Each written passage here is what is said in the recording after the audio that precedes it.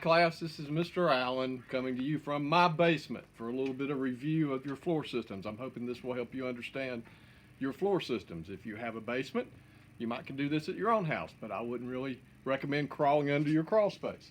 Just wanted you to see before we look at my basement that since I was in building from 1989 till when I quit in 2010, these are all the different building codes that changed.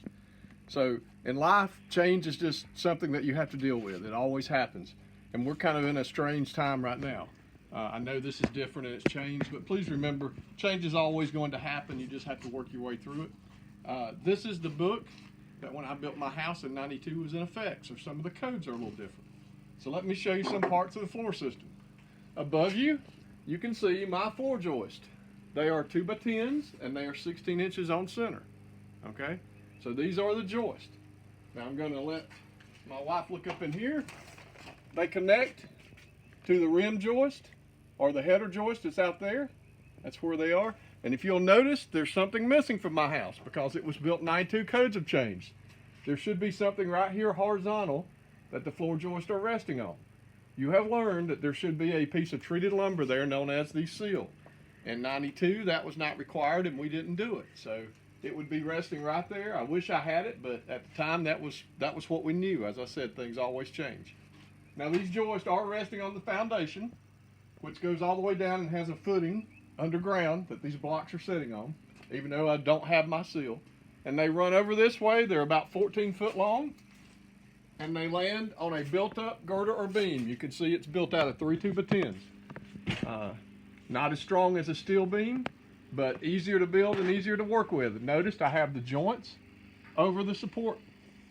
The support in my case is a 6-inch steel pole sitting on a 2x2 footing. Now this beam goes the entire length of my house, and on the ends of the house, it fits into a pocket in the foundation that we talked about, where you had to have at least 4 inches resting on the foundation and a 1/2 inch clearance on each side. And you can see I've stopped my clearance up to stop some bugs, but I have about 8 or 10 inches actually sitting on my foundation. And again, my mud seal is missing because it was not required at that time. Let me show you one more thing, or 2 more things. You'll notice right here, my basement has solid bridging. You learned there were 3 types of bridging: solid, wood X, and metal X. Mine has a piece of solid bridging. That's any span that's over 8 foot and less than 16 foot. So of course my span is 14 feet. And the last thing I'll show you that you should know is on top of these floor joists, they're 16 on center. There's my subfloor. There's my subfloor. That's the bottom of the OSB that makes up the subfloor of my home.